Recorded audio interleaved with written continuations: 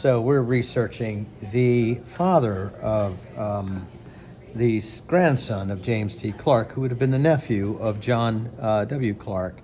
And lo and behold, we find out if our information is correct. He was a wheelwright, Mr. Hossley, came in as a sergeant, left as a private. As a private.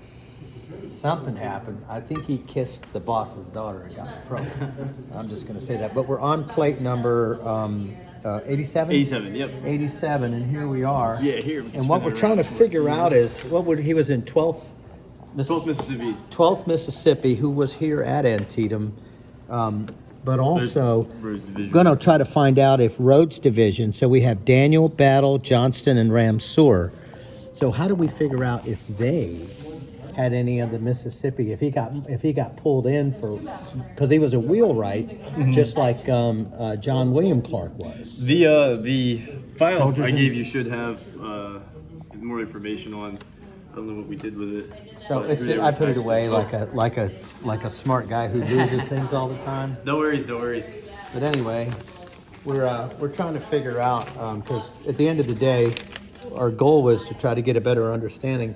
So it seems like Mr. Hossley, who was from Mississippi and a rather dapper man, and was also a wheelwright, like John W. Clarke, had a child, and he was married beforehand. So maybe he kind of got distracted by a nice-looking girl, or she by him. Could be possible. But then this is starting to sound like as the sound through the hourglass.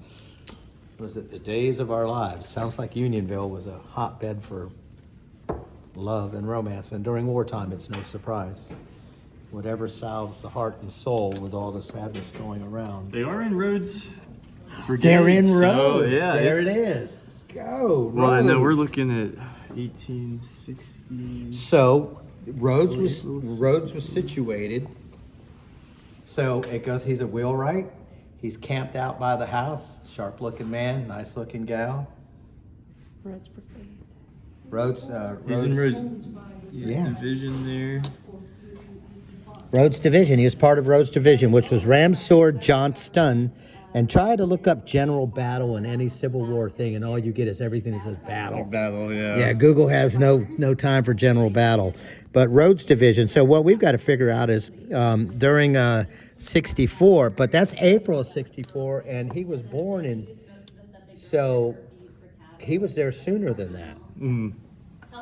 So we've got to figure out the first moment that Mississippi, 12th Mississippi, showed up in Unionville. Would that make sense? Yes, yeah. Because that would have been 63, 9 months gestation for a child. That would have been First Battle of Manassas. I've got his birthday, so we can reverse it. Yeah, we can definitely see it. So we're going to pick the exact date based on childbirth chronology. Mm-hmm. When they did their hanky-panky. Yeah. In Unionville, Virginia. That's inappropriate, I know. But it is historically a relevant conversation. This is crazy. The world is an interesting place. So Dennis S. Hossley, Hosley, I guess you would pronounce that Hossley, was born in 1841 in Vicksburg in Warren County, Mississippi.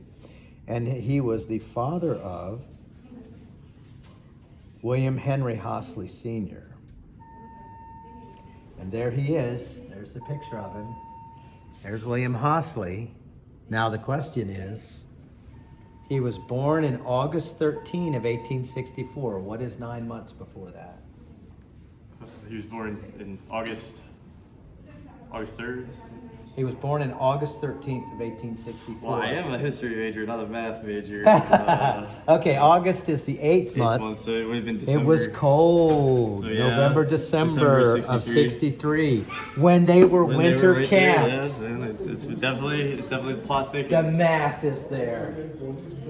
So, in the winter of 63, now we got to figure out Rhodes' brigade in Mississippi in 63.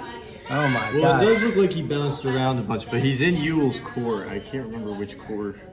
the Confederate corps were broken up a little bit different Oh my than gosh, federal is this corps. not crazy? This is pretty crazy. We do have people saying that all the So they were attached to in May of '64. Or So we've got to figure him 63. 63. Yeah, That's I don't know post-Gettysburg, exactly. isn't it? It is, yes, yeah. So it was after Gettysburg. You could imagine people were shaken up. Mm-hmm. So if he's in 12th Mississippi, if he was in Gettysburg with 12th Mississippi, there was tough times. Wow. I don't know. He's in a very interesting space because he He specialized too as a wheelwright. yeah. Well, that's what makes me wonder even more. He's under command of A.P. Hill's corps, Is he? but yeah, well, at least according to the. He's in Anderson's division of the 3rd Corps Army of Northern Virginia, which is commanded by A.P. Hill, I believe, at this time. But A.P. Hill is super close to Ewell's corps. But they were bouncing around between. Oh, yeah. They were. There was a lot of movement. Like I remember when they camped, it would shift who was over who, and then having to spread people out based on water resource, food resource. Because if you have horses, heavy cavalry. What's interesting about this area? Do you know why they stayed here? Because there are more head springs here than just about anywhere in the county, which means more fresh water for horses and soldiers. So I'm right at the headwater of Walker's Branch, which is always wet there. Yeah, I mean, in proximity to all these units, what shows on the defenses here, or I'd say it's very probable. Yeah, that in. And plus, I mean, it wasn't unheard of for guys to go AWOL, you know, maybe go meet a friend in a different unit or something like that, even if You think he bounced out, or well, if he was a wheelwright, he would have known him. But the question is, well, I guess we got to figure out: was he demoted? Yeah, I mean, I would imagine a court martial or some kind of military. Or did he leave investigation. and rejoin as enlisted? Some officers would do that, would they not, or no? I know nowadays some people switch branches. Maybe I'm. That would be hard to say. Yeah, I couldn't say with any Yeah, certainty. that's a ridiculous speculation. I get that. That's what I do. I meander around the truth and facts. So that's cool then. So I guess the next move would be to look him up. Would there be papers or reports on him? Potentially. It's hard to say what survived. Back to that. But I mean, yeah, back to the fire. I gotta find the paper trail first.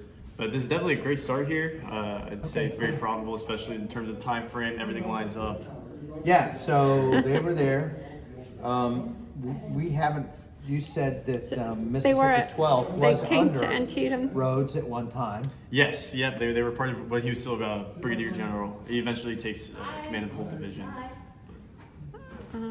And that would have been in 64 or 3 or. That I couldn't Yeah, say. yeah, okay. So we need to sort of see the arc of Rhodes. But This again, is somewhat out of my Yeah. zone of knowledge here. stretching in your Antietam, comfort but zone. Well, cool. Well, thank you. So Of course, of course. was he at Antietam, or are we talking about? I'd say it's very likely, just given his age, probably when he mustered, being a Vicksburg native. Yeah. The Mississippi company was E- here. Yeah. Oh yeah. They Mississippi sends units to fight in both the Western and the Eastern theaters. Okay. And he was here because he had kids. Yeah, I would feel pretty confident that he was likely here. If he had a kid born here, he probably was here. Well, we know he was at least in the Army by Yeah. December of '63. Yeah. Right. And we didn't get a date on the picture of his muster, did we?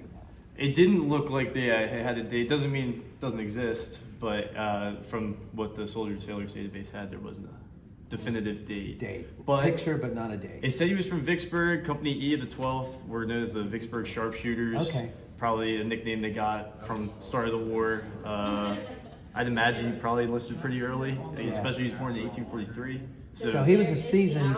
He was a fighting age male by Yeah. the time the war breaks out in '61. So I still feel He's in his 20s. 18, 19. Full of piss and vinegar, ready to Yes, go. exactly. And from Mississippi.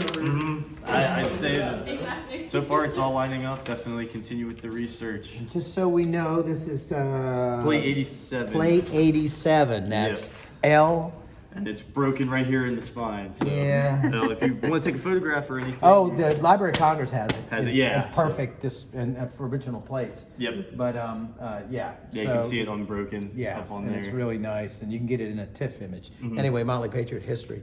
The more you dig, the more you have to dig. It's like sand in the beach with water coming in. Yeah. Look, I found a clam. Wait, where'd it go? What? Anyway, good times. Thank you. Yeah, of course.